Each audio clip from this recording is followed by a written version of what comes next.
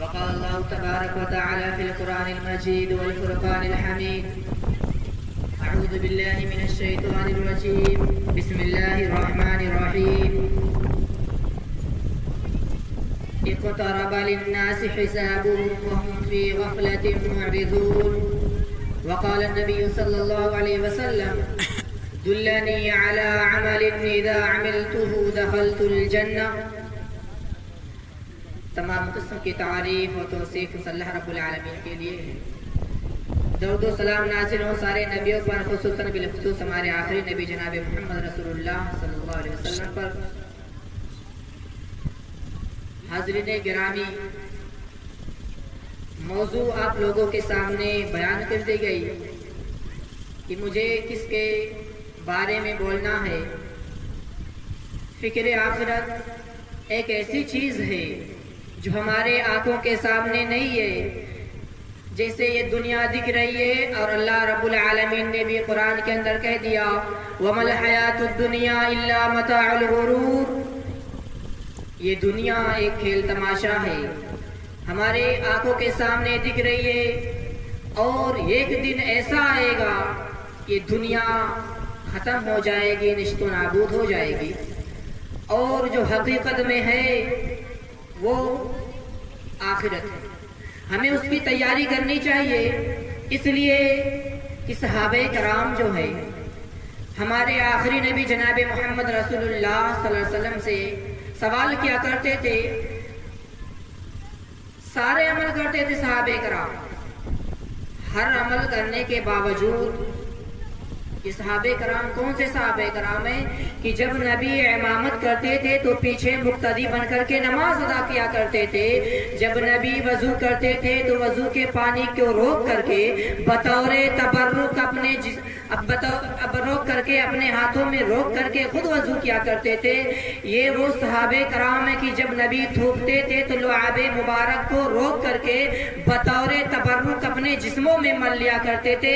سارے عمل کرنے کے باوجود صحابہ کرام نبی سے سوال کر رہے ہیں دلنی علی عمل اذا عملته دخلت الجنہ. اے اللہ کے رسول جناب محمد رسول اللہ صلی اللہ علیہ وسلم، ہمیں کوئی ایسا عمل بتلا دیجئے، ہمیں کوئی ایسا عمل بتلا دیجئے جس کے کرنے سے ہم جنت میں داخل ہو جائیں. یہ کون سے صحابہ تھے؟ سارے عمل کرتے تھے. یہ وہ صحابہ ہیں جب قرآن پڑھتے تھے تو روتے تھے، جب قرآن سنتے تھے تو بھی رویا کرتے تھے. آج ہم قرآن پڑھتے ہیں نہ ہمیں پتہ چلتا ہے کہاں اللہ نے آخرت کا تذکرہ کیا، کہاں اللہ نے جہنم سے ڈرایا، کہاں اللہ نے جنت کی خوبیاں بتلائی، کچھ نہیں پتہ چلتا. لیکن صحابہ کرام جب پڑھتے تھے تو رویا کرتے تھے. ہمارے آخری نبی جناب محمد رسول اللہ صلی اللہ علیہ وسلم نے حضرت عبداللہ بن مسعود سے کہا یہ قاری قرآن ہے، حافظ قرآن ہے، قرآن کے قاری ہیں. ہمارے نبی نے کہا عبداللہ بن مسعود تم قرآن پڑھو، میں تم سے قرآن سننا چاہتا ہوں. حضرت عبداللہ بن مسعود نے دریافت فرمایا اے اللہ کے رسول اقرأ علیکا وعلیکا انزل. اللہ کے رسول اللہ نے آپ پر قرآن نازل کیا ہے اور میں آپ کو قرآن پڑھ کر کے سناؤں. قرآن تو آپ پر نازل کی گئی ہے اور وہ وہی کتاب میں آپ کو پڑھ کر کے سناؤں. ہمارے نبی نے فرمایا اے عبداللہ بن مسعود ہاں تم قرآن پڑھ کر کے سناؤ، میں تم سے قرآن سننا چاہتا ہوں. سورہ نساء کی تلاوت کرنا شروع کرتے ہیں اور جب اس آیت پر پہنچتے ہیں فَكَيْفَ إِذَا جِئْنَا مِن كُلِّ أُمَّةٍ بِشَهِيدٍ وَجِئْنَا بِكَ عَلَى هَؤُلَاءِ شَهِيدًا.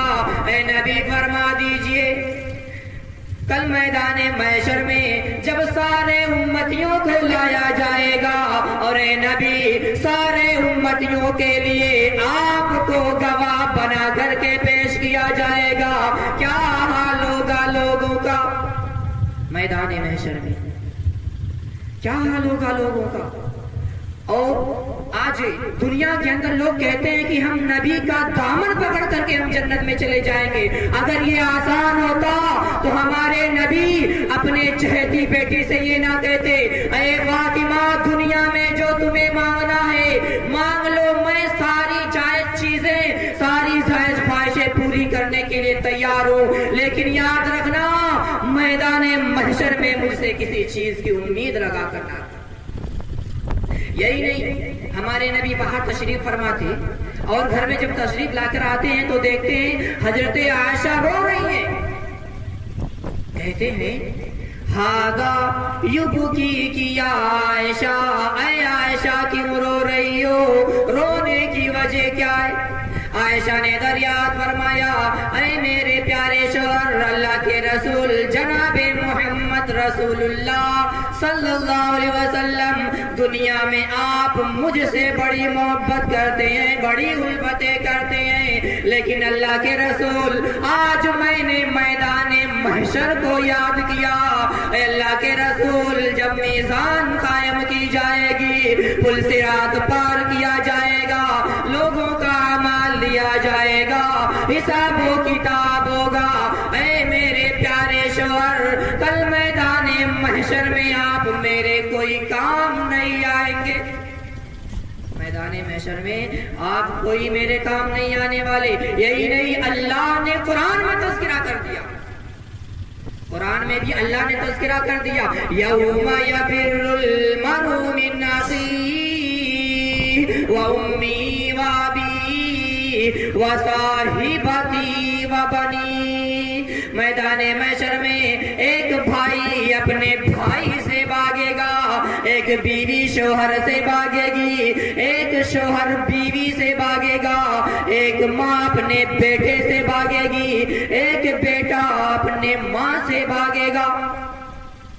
مثال دے دوں، کوئی کسی کا کام آنے والا نہیں، ایک نیکی کم پڑ جائے گی میدان محشر میں، ایک نیکی کا سوال ہوگا، جس کے محبت میں ہم گرفتار ہو کر کے اپنے ماں باپ کو گھر سے بے گھر کر دیتے ہیں، اس کے پاس جائیں گے، کس کے محبت؟ اکثر یہ دنیا کا رواج بن چکا ہے کہ بیوی کے محبت میں گرفتار ہو کر کے لوگ اپنے ماں باپ کو گھر سے بے گھر کرتے ہیں۔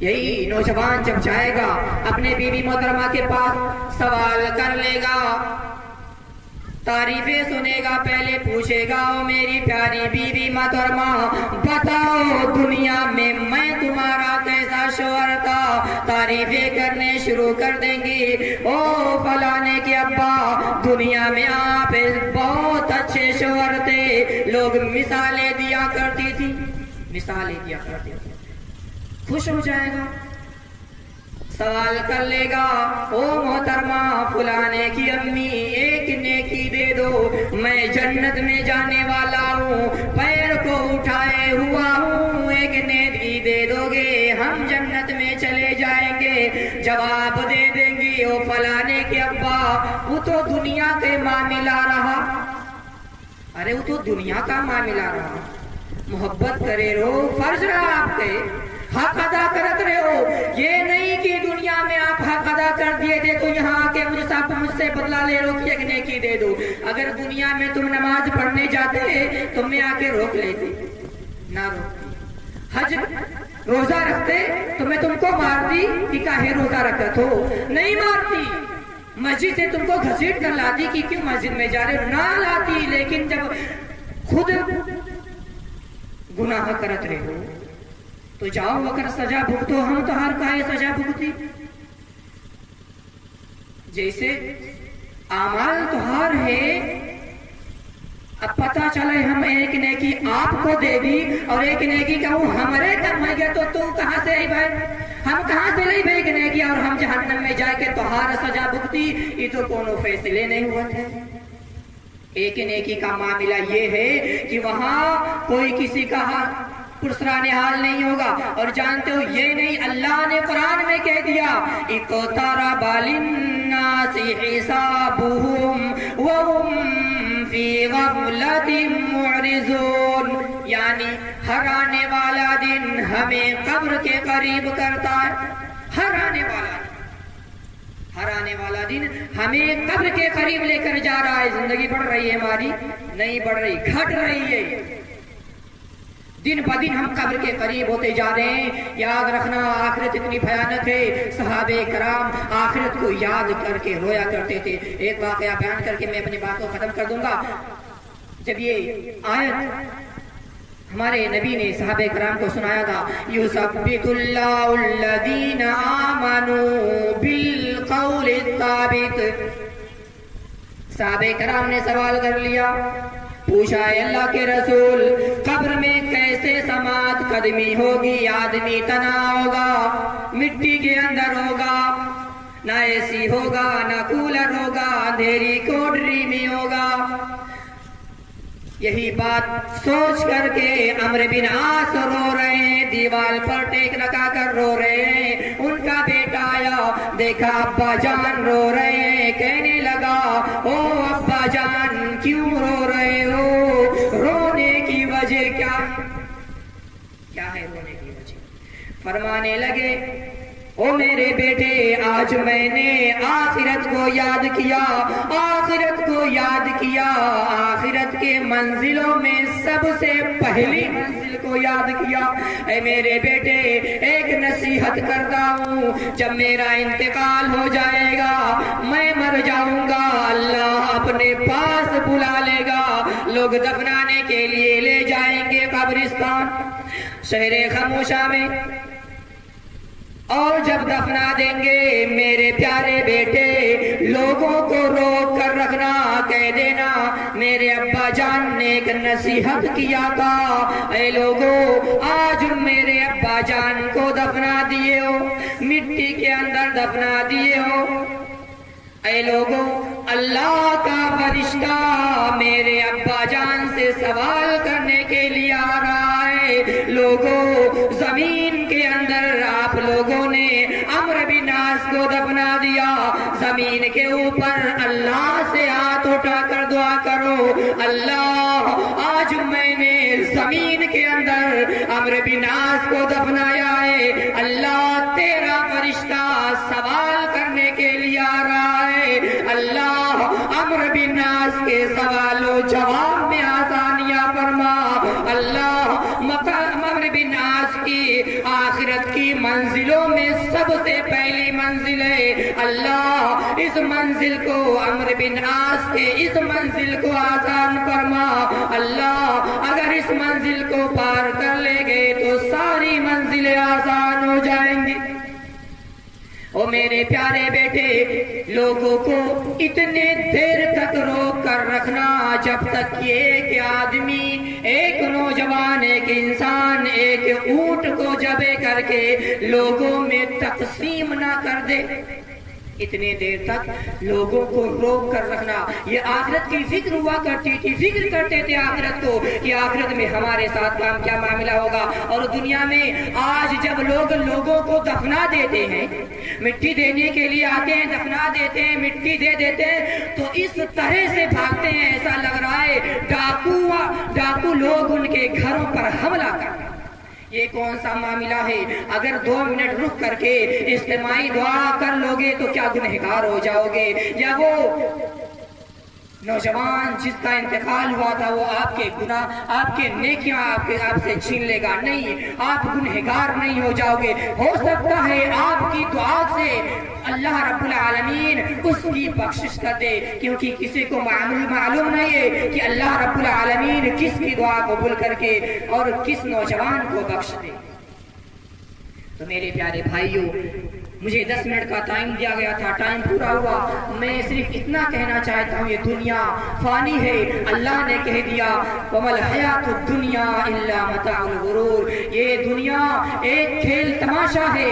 جیسے ایک مداری والا آتا ہے، اپنے کھیل تماشے کو دکھانے کے بعد واپس چلا جاتا ہے، اسی طرح اللہ رب العالمین نے ہمیں جو زندگی دی ہے وہ زندگی گزارنے کے بعد پھر سے اللہ رب العالمین ہمیں اپنے پاس بلا لے گا اور ہمارے اعمالوں کا حساب و کتاب ہوگا اور جس کے اعمال جس حساب سے ہوں گے اس کا بدلہ اسی حساب سے لوگوں کو دیا جائے گا. آخر میں دعا کرتا ہوں کہ العالمین ہمیں صحیح معنوں میں آخرت کی فکر کرنے کی توفیق دے. آمین ثم آمین. وآخر دعوانا الحمد للہ العالمین. السلام علیکم ورحمۃ اللہ وبرکاتہ.